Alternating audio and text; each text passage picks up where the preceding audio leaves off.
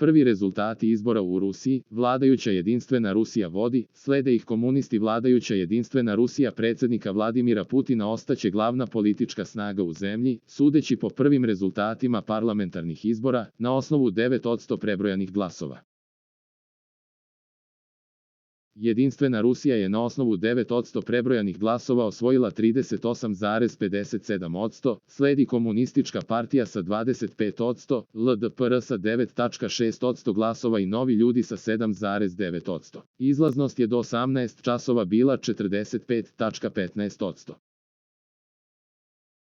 U 8. sazivu Državne dume za 450 mesta bori se 14 partija, a samo one koje pređu cenzus od 5% biće zastupljene u donjem domu Ruskog parlamenta.